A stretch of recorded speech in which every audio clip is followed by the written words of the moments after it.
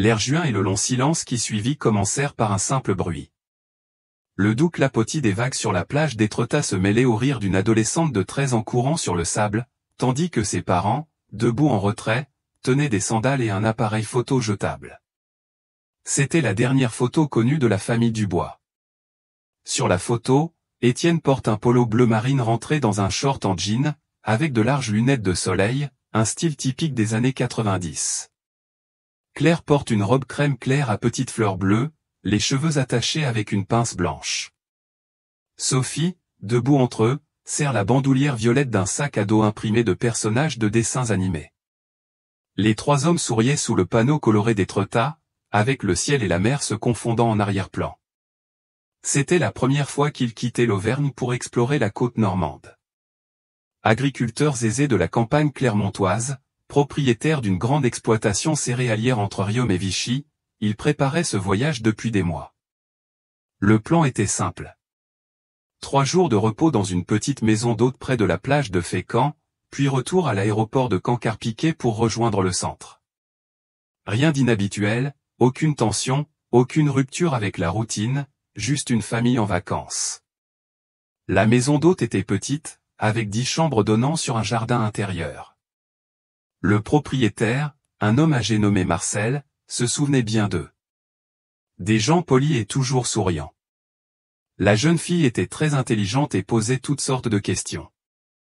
Il ne demandait rien de particulier. Selon Marcel, le 14 juin 1997, vers 10 heures du matin, ils quittèrent le motel à bord d'une voiture de location, qu'ils ne revoyèrent plus jamais. Le matin était clair, la température élevée, mais pas étouffante. Étienne s'installa à la réception et signa son nom d'une écriture soignée dans le registre. Claire rangea ses dernières affaires. Sophie dit au revoir au chat du motel et inscrivit le nom d'un chat tigré dans son journal. Son sac à dos violet était toujours en bandoulière tandis qu'elle se dirigeait vers sa voiture, un paquet de biscuits à la main. C'était une berline blanche louée à l'aéroport. D'après les registres de l'agence de location, il s'agissait d'une Peugeot 405 immatriculée à Caen. Étienne a déposé ses bagages dans le coffre et a discuté brièvement avec un employé local du chemin du retour vers l'aéroport. La maison d'hôte se trouve à environ 1 heure de route de l'aéroport de Caen par la D514 qui longe la côte. On les a vus pour la dernière fois tournant au coin de la rue pour rejoindre l'autoroute. De là, plus rien. Ni voiture, ni personne, aucun indice. Aucun témoin ne se souvenant de les avoir vus sur la route. Aucun accident signalé. Aucune activité inhabituelle au commissariat, à l'hôpital ou sur l'autoroute ce jour-là. La première à signaler la perte de contact fut une tante de Claire en Auvergne, qui attendait un appel confirmant leur retour. Elle appela la ferme, mais aucune réponse.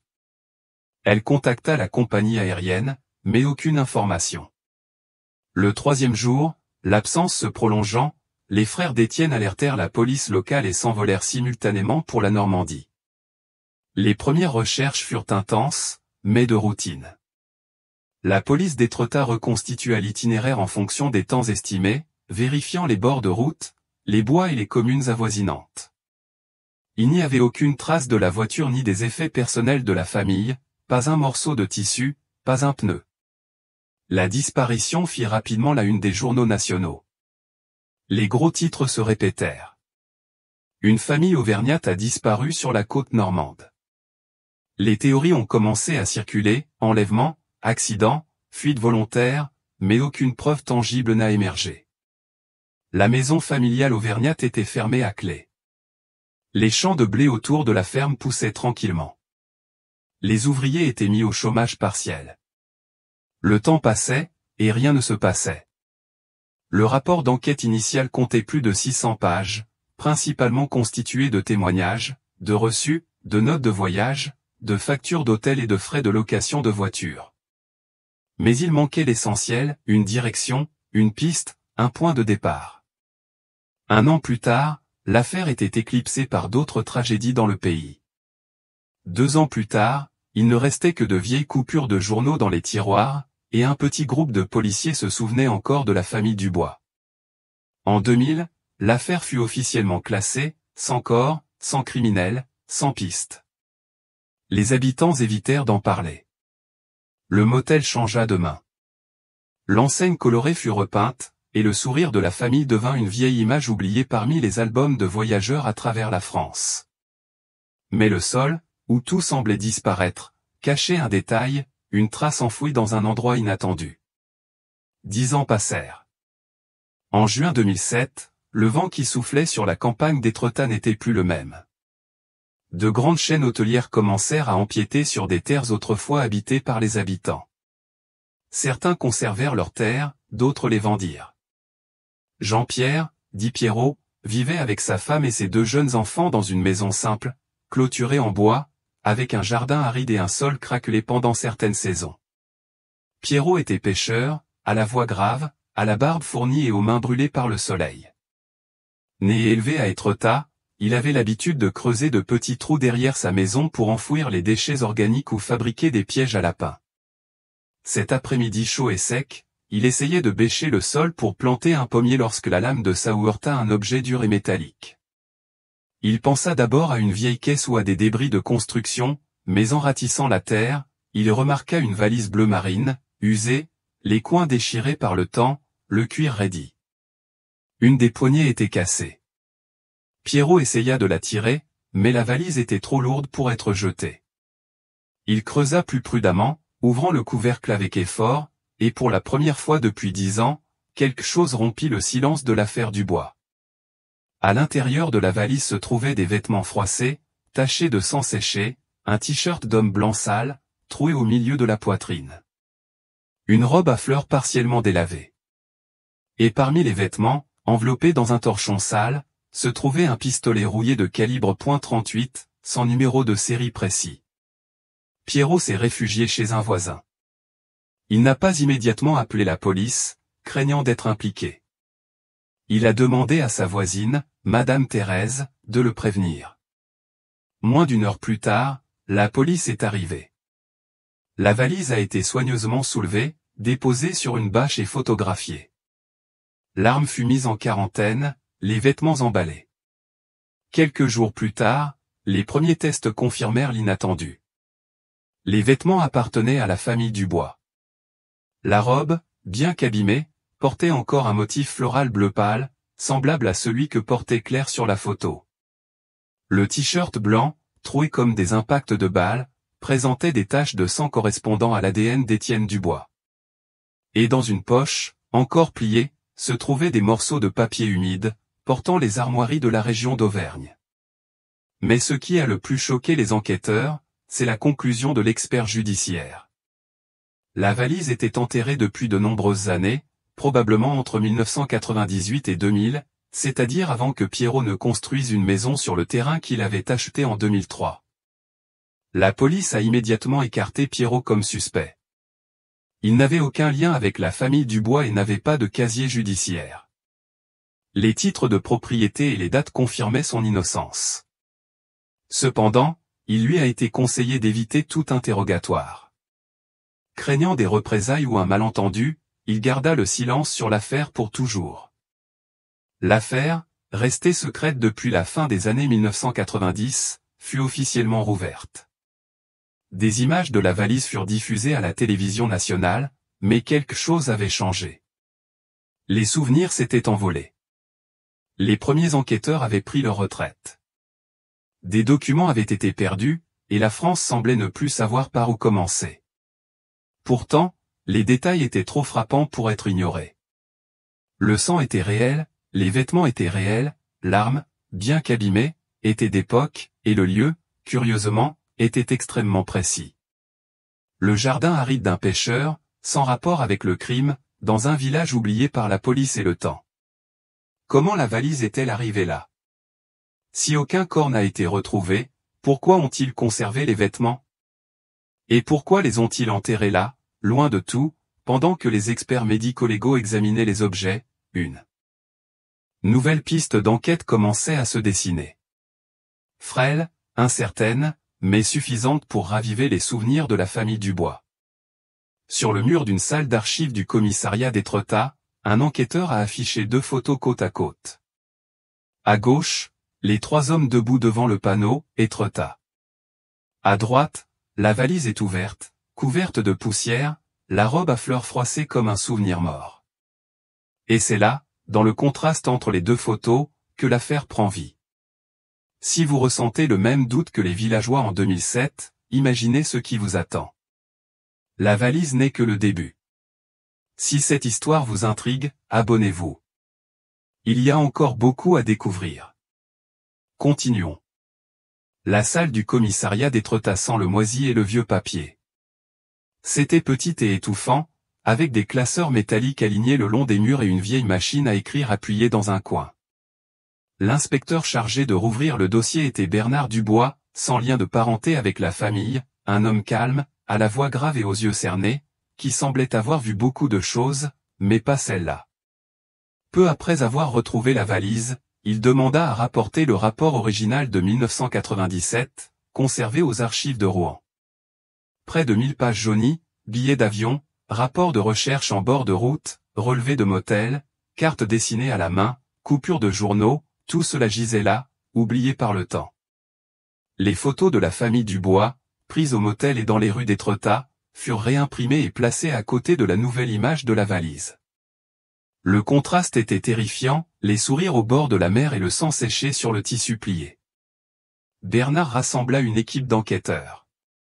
Pas très nombreuse, juste 2 enquêteurs, une stagiaire en criminalistique nommée Chloé, et un spécialiste retraité revenu à la demande de l'inspecteur.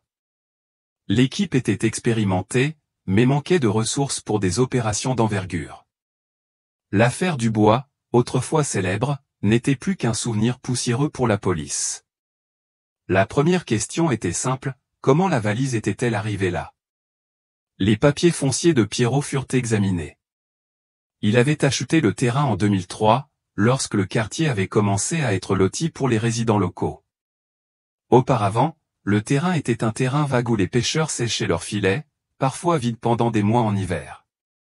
La police a retrouvé l'ancien propriétaire, un vieil homme nommé André Martin, qui vivait désormais dans une modeste maison à Honfleur. Il a confirmé, sans hésiter, avoir vendu le terrain à bas prix, car il ne parvenait plus à le maintenir propre. Il y avait des mauvaises herbes, des animaux sauvages, des moustiques. Personne ne voulait de ce terrain avant l'arrivée des touristes. André ne se souvient d'aucune activité inhabituelle, mais il confirme un détail étrange. En 1999, un groupe de 3 hommes a campé à proximité pendant quelques jours, prétendant chasser le lapin et défricher des terres pour les vendre. Personne ne savait qui ils étaient. Ils ont dormi sous des tentes et sont partis sans dire au revoir. Seuls quelques résidents âgés et sans papier se souviennent de ce détail. Bernard ordonna une nouvelle analyse du sol autour du trou où la valise avait été enterrée.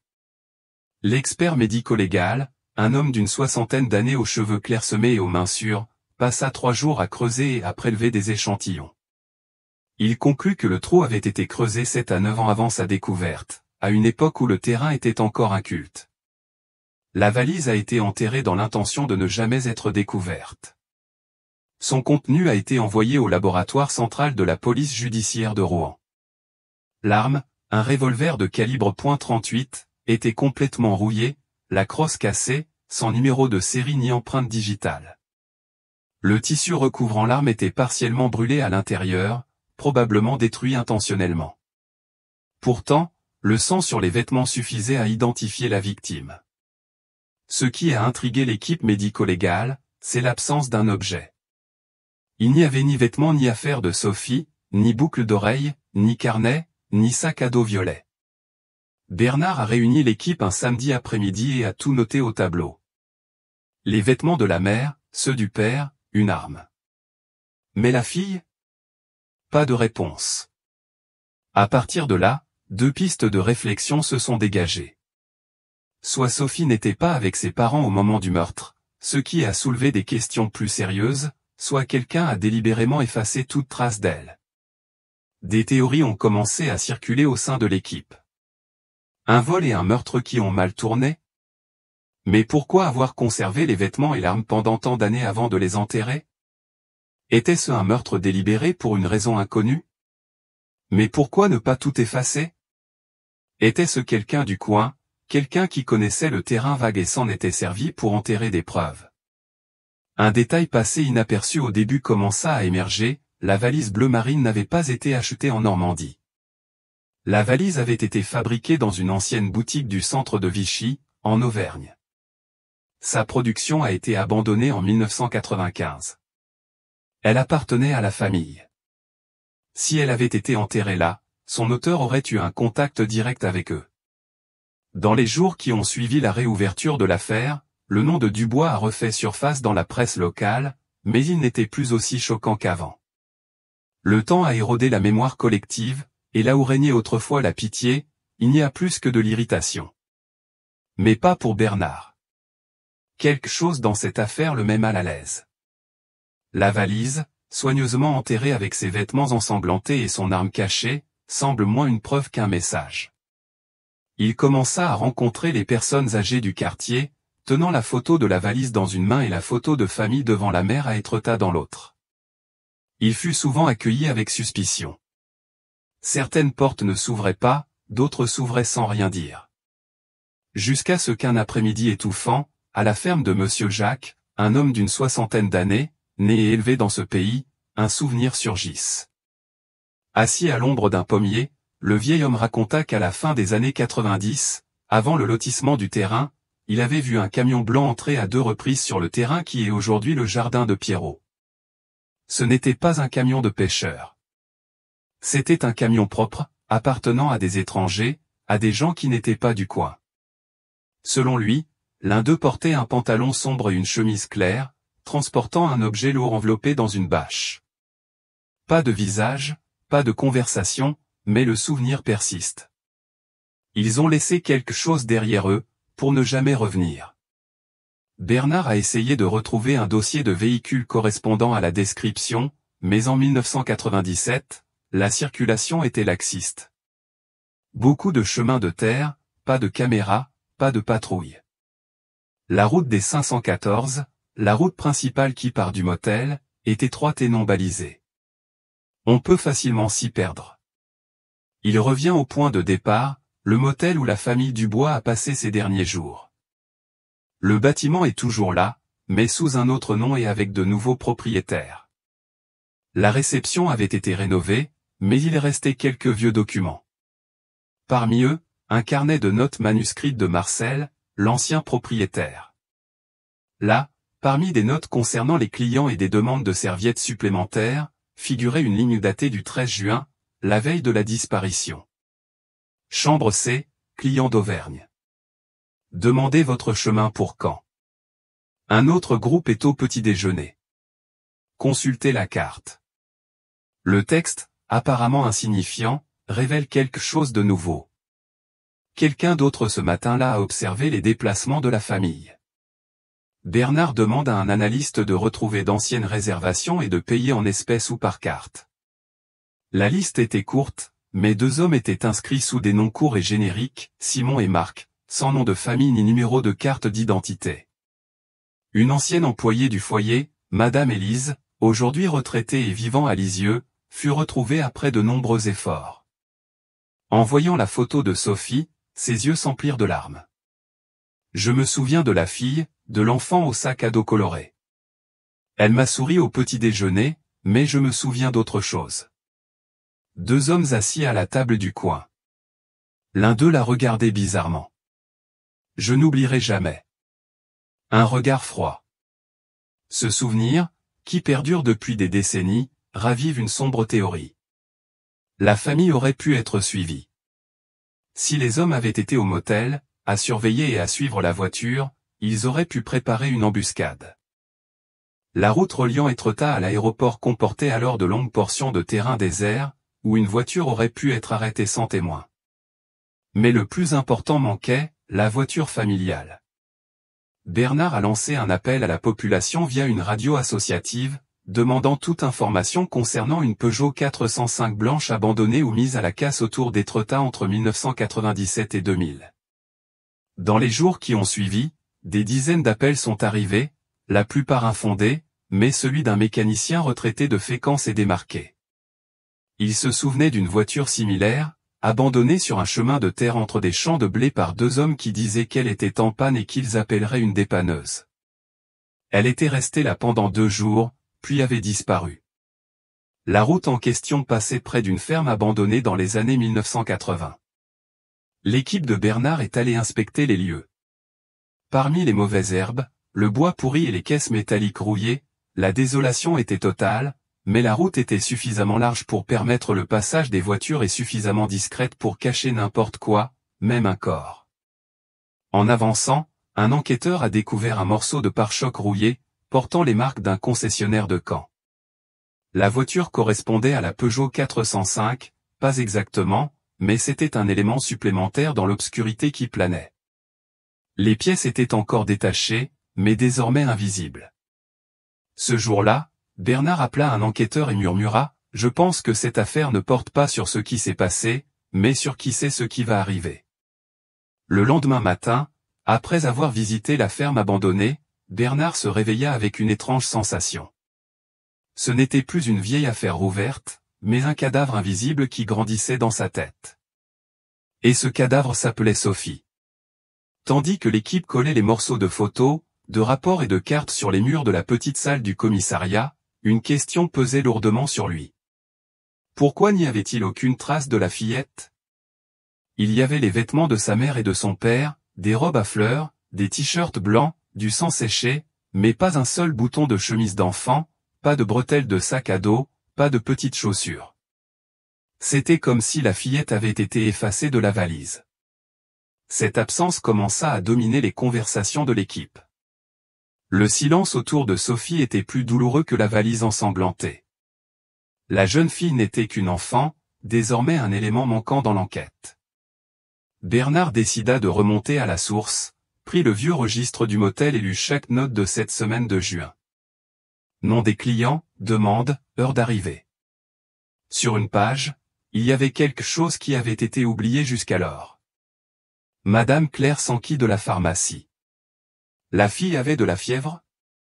Un détail, mais dans cette enquête, les petits détails étaient le fil conducteur. Bernard demanda à Chloé, stagiaire, de retrouver toutes les pharmacies en activité à proximité du foyer. Il n'en restait plus que 2 en 1997. Dans l'une d'elles, au centre d'Étretat, Georges Lambert, pharmacien retraité de 76 ans, vivait encore à l'étage. Il se souvenait clairement d'une femme blanche à l'accent auvergnat achetant des comprimés antipyrétiques et du coton, affirmant que sa fille avait de la fièvre après une exposition au soleil. Elle était nerveuse, distraite, et demandait le nom du médicament, comme si elle voulait tout garder. Georges avait une bonne mémoire. Il raconta qu'en rendant la monnaie, il avait vu un homme debout de l'autre côté de la route, qui observait. Pas un villageois. Trop propre. Ce schéma, des hommes étranges là où ils ne devraient pas être, commença à se répéter. L'enquête se tourna vers l'Auvergne. Bernard adressa une lettre à la police d'Auvergne pour demander plus de détails sur l'exploitation familiale. La ferme appartenait à Étienne et Claire. Après la disparition, elle avait été cédée au frère Étienne par décision de justice. Rien d'inhabituel, à un détail près. Juste avant le voyage, Étienne vendit un tracteur coûteux à un prix supérieur à la valeur marchande. La transaction en espèces ne figurait pas sur la déclaration d'impôt et l'argent ne fut jamais retrouvé. Bernard commença à envisager des théories plus déplaisantes. Et si le meurtre n'était pas un hasard? Et si quelqu'un savait que la famille transportait de l'argent, qu'elle quittait le chalet, qu'elle serait seule sur la route? La présence de 2 hommes mystérieux au chalet, les regards échangés avec Sophie à la pharmacie, les voitures aperçues par les villageois les jours suivants, tout commençait à suggérer un complot, un plan. Mais qui et pourquoi? Un autre indice nous parvint d'Auvergne, lorsqu'une ancienne employée agricole, Madame Colette, fut interrogée. Elle avait travaillé à la maison principale jusqu'en 1996. Selon elle, Étienne avait eu un conflit avec un employé licencié pour vol de pièces détachées, un certain Julien Lefebvre. Il est parti en disgrâce, menaçant de revenir. Il a affirmé avoir des contacts dans le Nord, qu'il disparaîtrait, mais qu'il ferait payer son patron. Julien a disparu après son licenciement. On ne l'a plus jamais revu dans cette région. Il a été enregistré à Brest, en Bretagne, en 1998, mais il n'y a plus eu de traces de lui par la suite. Son casier judiciaire comportait une arrestation pour possession illégale d'armes en 1993. Bernard avait désormais un nom, mais pas grand-chose d'autre. Rien ne reliait directement Julien au motel, à la valise ou à la route. Il demanda néanmoins à l'expert médico-légal de mettre à jour sa photo. Le portrait vieillissant fut ajouté au dossier. La photo montrait un homme aux yeux brillants, à la mâchoire dure et à l'expression froide. Le genre de visage qu'on pourrait confondre avec n'importe quel autre en France. Mais pour Bernard, l'ombre de ce nom résonnait trop fort. Sur le mur de la pièce où l'équipe avait affiché la nouvelle information, quelqu'un avait écrit au stylo noir, « Si c'était une vengeance, pourquoi avez-vous enlevé la fille ?» Personne ne répondit. Le silence autour de Sophie se renforçait à chaque question. Le visage vieilli de Julien Lefebvre était désormais placardé sur le mur de la gare, entre les photos de sa valise, de ses vêtements, de son arme rouillée et une photo en noir et blanc de la ferme abandonnée. Il n'était plus seulement un souvenir auvergnat et plein de ressentiment. Il était un lien potentiel entre le passé de la famille Dubois et la terre où tout était enterré. Bernard savait que Julien était une pièce risquée du puzzle. Rien ne le reliait directement au pavillon ou à la route.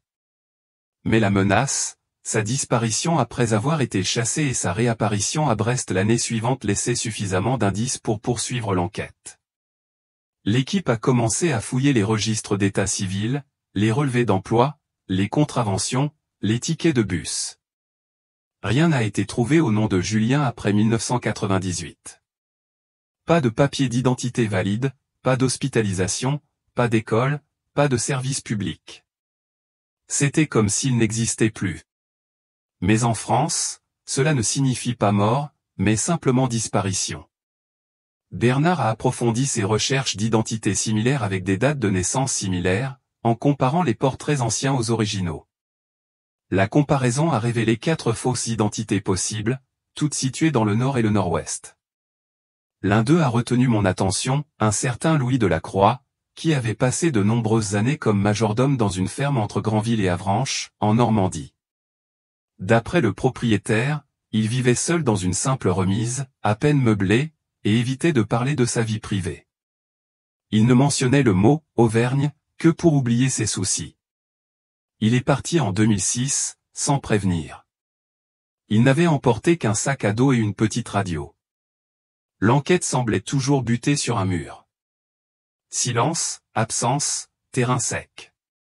Pendant ce temps, l'équipe fouillait la D514 à la recherche d'endroits où la voiture de Dubois aurait pu être cachée, conduite ou brûlée. Mais c'était en 2007, 10 ans plus tard. Le temps a tout recouvert de poussière et d'herbe. Un expert a suggéré que la voiture aurait pu être démontée dans un atelier souterrain, courant dans l'agglomération rouennaise. La Peugeot 405 était courante, facile à démonter. Les pièces détachées auraient été vendues sans laisser de traces, et si le corps avait été abandonné au milieu de la route, de l'herbe, de l'eau ou d'un puits, les chances de le retrouver après 10 ans étaient quasi nulles. Malgré tout, Bernard insista pour fouiller les marais entre Étretat et Fécamp.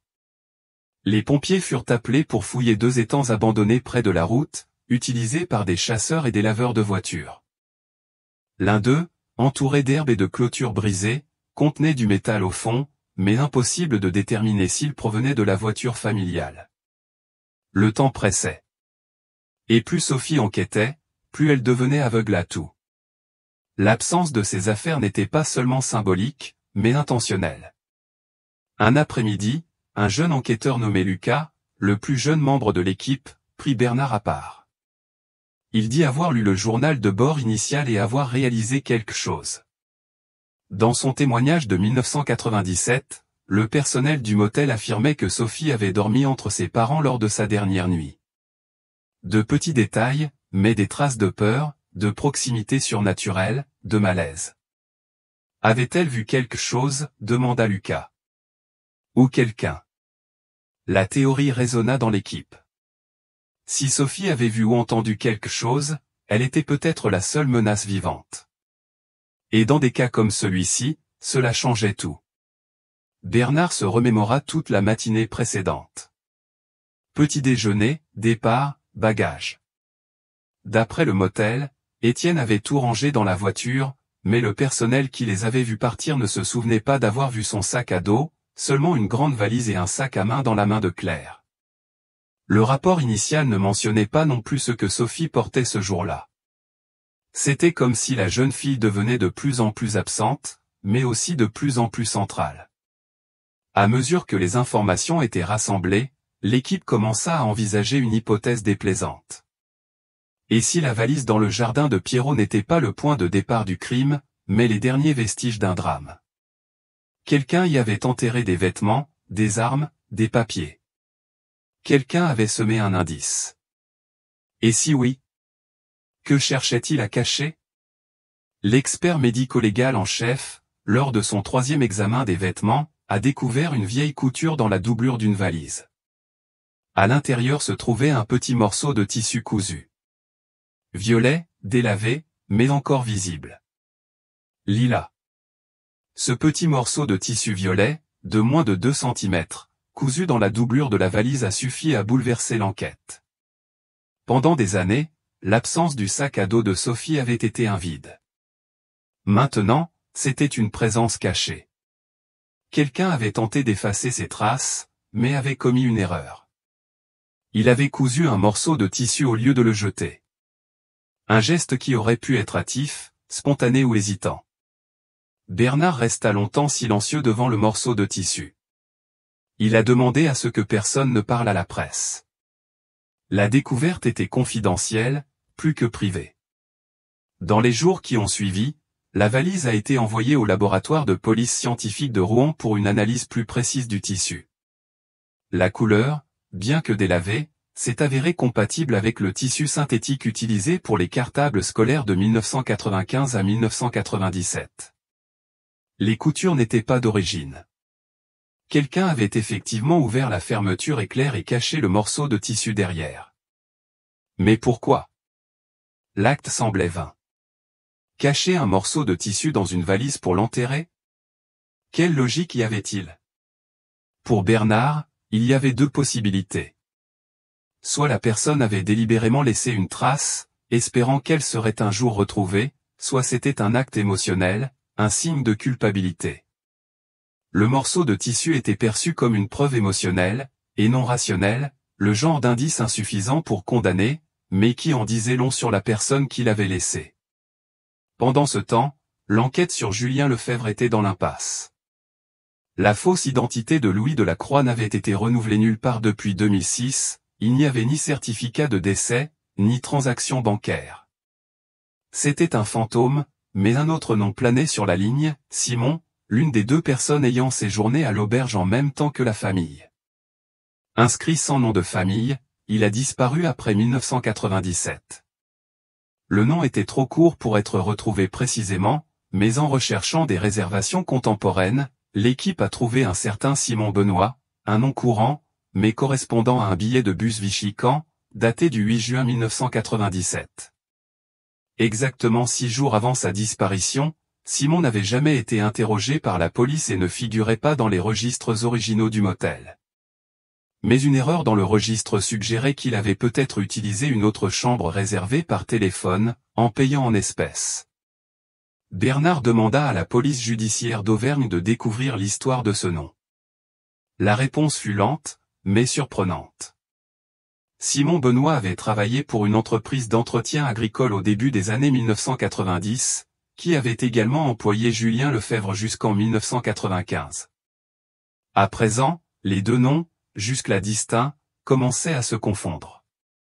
La possibilité qu'ils soient tous devenus en Normandie avec le même projet devenait plus évidente, surtout avec l'argent qu'Étienne avait échangé avant le voyage.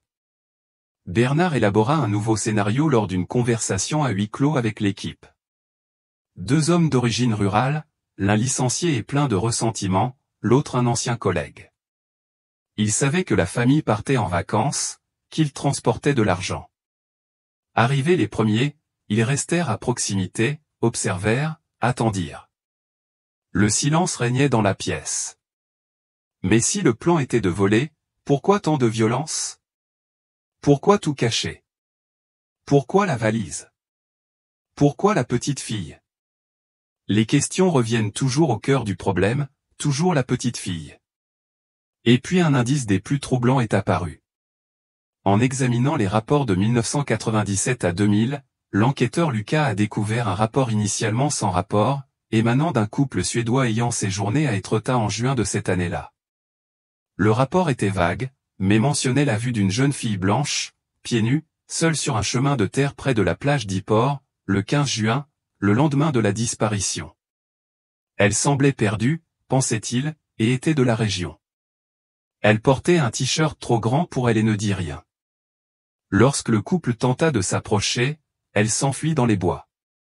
Le signalement avait été ignoré à l'époque. Il n'avait aucun lien avec un quelconque crime, mais il avait désormais une importance nouvelle. Les routes d'Yport étaient empruntées par les pêcheurs et les habitants. La zone était entourée de bois épais et de chênes, et difficile d'accès. En 1997, il n'y avait pas d'hôtel, juste du sable. La mer était calme. Bernard apporta le rapport à Pierrot, le pêcheur qui cherchait sa valise. Il se gratta la barbe, réfléchit et répondit lentement. À cette heure-là, la nuit, on entendait des animaux, mais il y avait d'autres bruits, comme des gens ou des fantômes. Bernard ne répondit pas, se contenta de prendre des notes.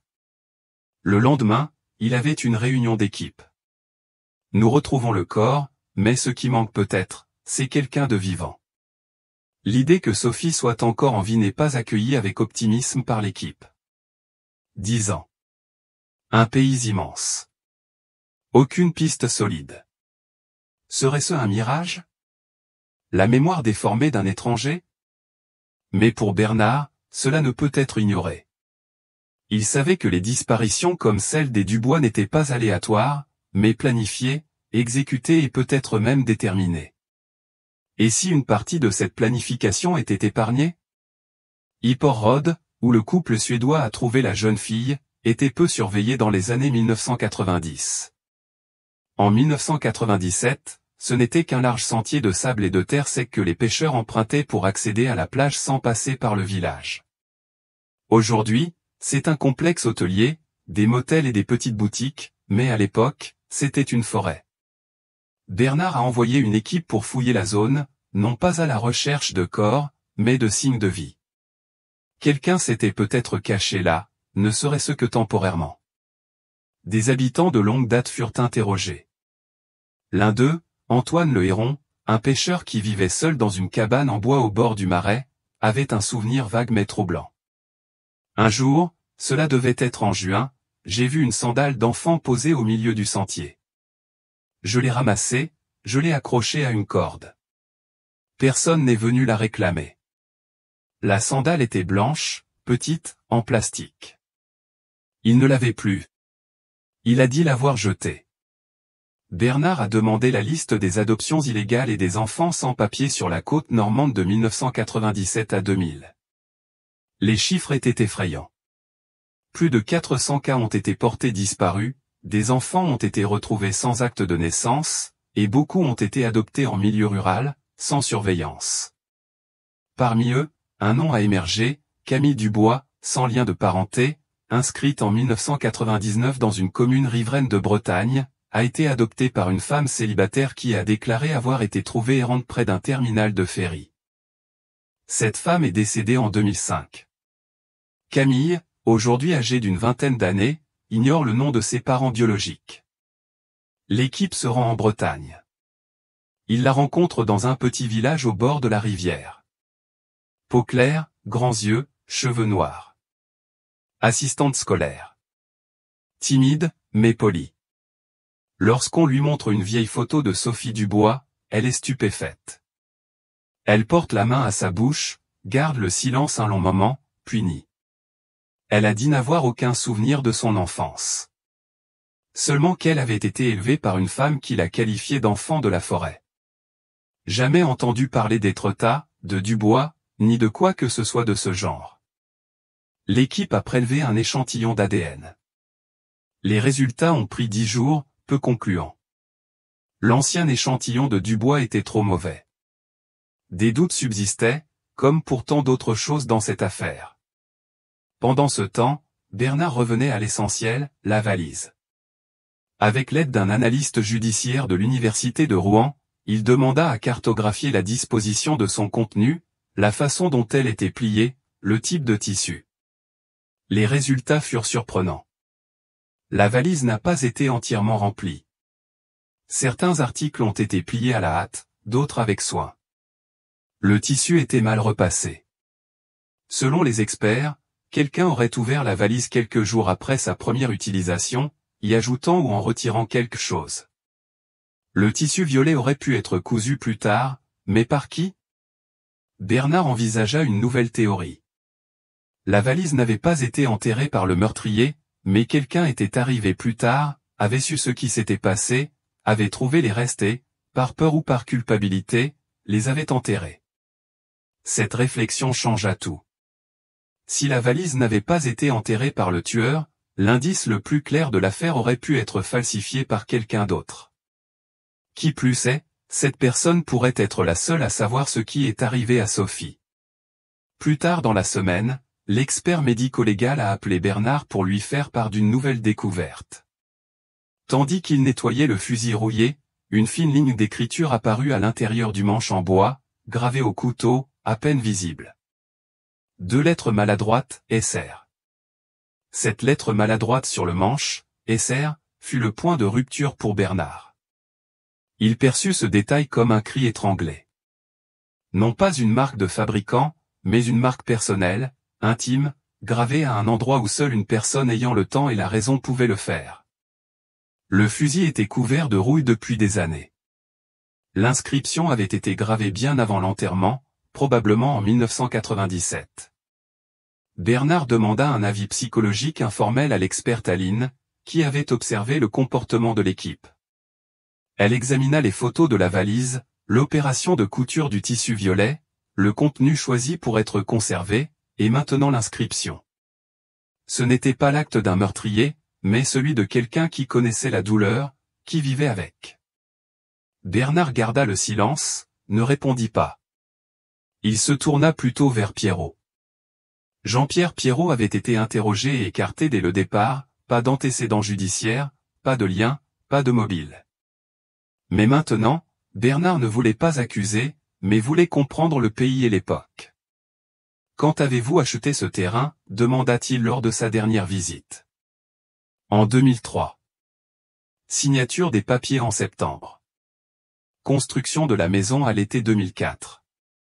Et avant cela, personne n'avait rien creusé ici? Pierrot baissa les yeux vers le sol sec, puis vers la clôture qu'il avait construite des années auparavant. Je ne l'ai pas vu, mais j'ai entendu. Entendu? Une fois, vers 2000, des gens passèrent la nuit, des voitures, des lumières. Mais le terrain était désert, qui l'aurait demandé? Bernard remarqua, et vous n'avez rien vu d'enterré? Non. Mais j'ai vu quelque chose sur la clôture une fois. Un vieux cadenas, avec un animal violet. L'inspecteur était stupéfait. L'avez-vous toujours? Pierrot secoua la tête. Il a dit que c'était étrange, mais il l'a jeté après avoir réparé la porte. Bernard l'a remercié et est retourné au poste. Un nouveau scénario s'offrait à lui. Quelqu'un savait ce qui s'était passé. Cette personne n'était pas impliquée dans le crime, mais elle le savait. Elle a trouvé la trace, a pris les restes et a essayé de les garder, peut-être pour protéger quelqu'un, peut-être pour apaiser sa culpabilité. La couture du tissu violet, les lettres SR, le porte-clés, la valise enterrée à la hâte. Rien de tout cela n'était rationnel, mais intime, coupable. La semaine suivante, un vieux document apparut chez le notaire d'Étretat. Le contrat de vente du terrain où Pierrot avait construit sa maison. Avant le lotissement, le terrain a été cédé de manière informelle, sans document, par un commerçant local, Philippe Moreau, à une personne utilisant le pseudonyme d'Henri Dupont. Pas de pièce d'identité, pas de papier. Philippe est décédé, mais le reçu de vente officieux contient des informations. L'acheteur est décrit comme blanc, avec un accent auvergnat et une barbe fournie. Bernard compare la description à une vieille photo de Julien Lefebvre. La description correspond. La théorie, autrefois fragile, prenait alors forme. Julien aurait pu revenir sur les lieux 2 ou 3 ans plus tard, acheter un terrain pour cacher les restes, mais quelque chose l'en empêchait. La peur, peut-être, le risque, peut-être. Les restes furent enterrés et, des années plus tard, ils devinrent le jardin d'un pêcheur innocent. La boucle était bouclée. Bernard passa la nuit à la gare, à examiner une carte zoomant sur la zone.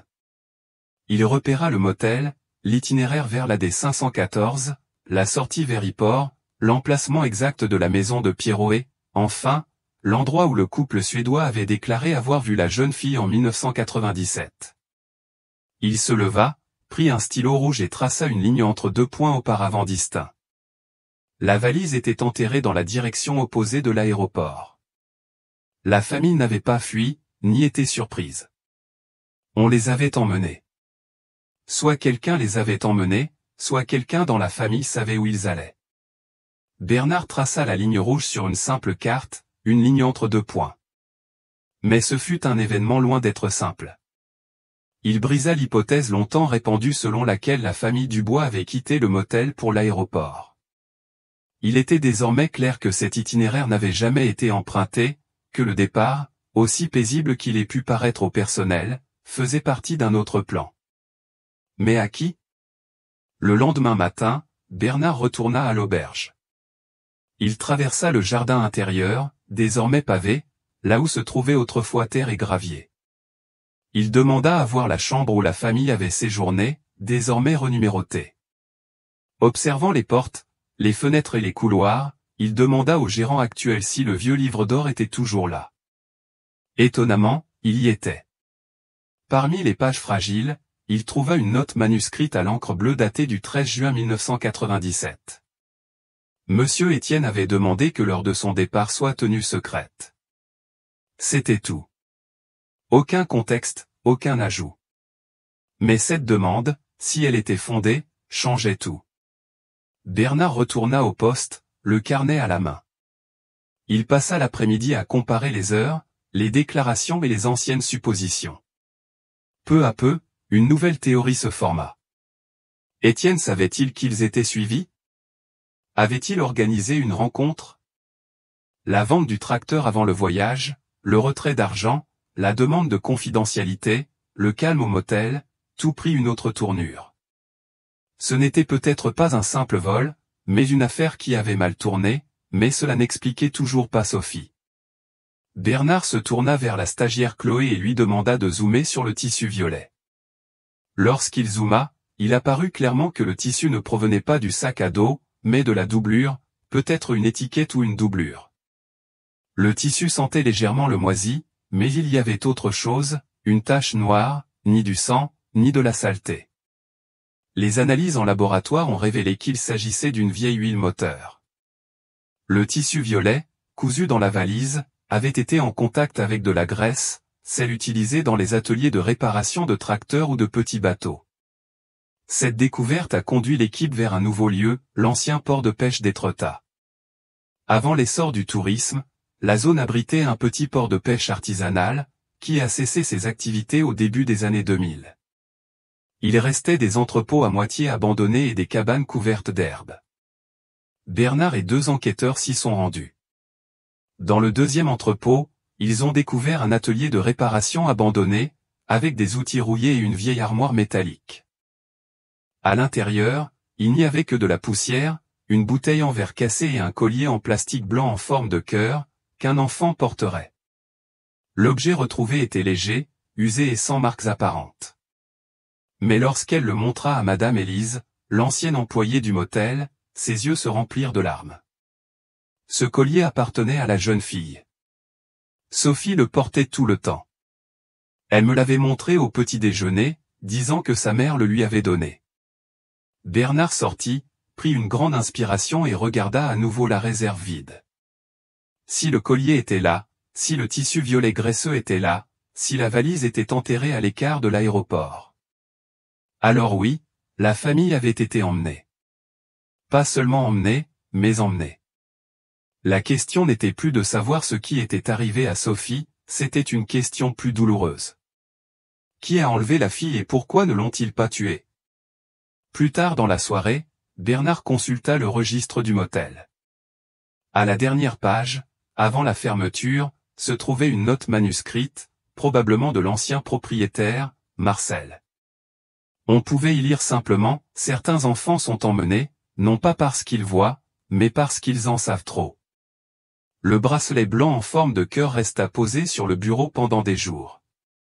Le simple bracelet en plastique d'un enfant avait été perdu parmi les dossiers, les tirages, les photos disparues.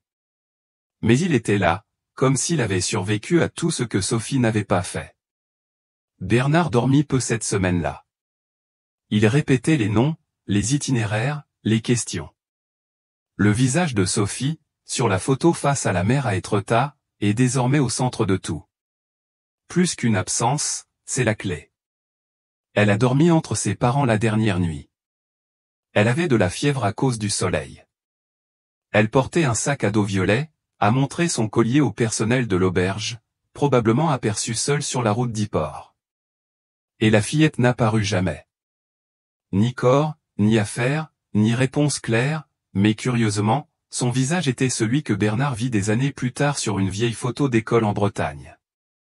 La photo figurait dans le dossier de Camille Dubois, une fillette sans aucun souvenir avant l'âge de 5 ans, retrouvée errante près du terminal des ferries par une femme. Sur la photo, elle a environ 8 ans, regarde droit vers l'objectif, portant un collier blanc. Bernard a comparé la photo, le journal et la date. Bien que les tests ADN précédents n'aient pas été concluants, les probabilités biologiques et l'analyse faciale de la police scientifique ont montré une forte probabilité qu'il s'agisse de Sophie Dubois. Mais Camille, toujours dans le déni, refusait. « Je ne suis pas cette fille. Je ne me souviens de rien. J'ai grandi ici. Ma place est ici. » Elle refusait fermement, mais son regard contenait quelque chose que sa bouche ne pouvait exprimer.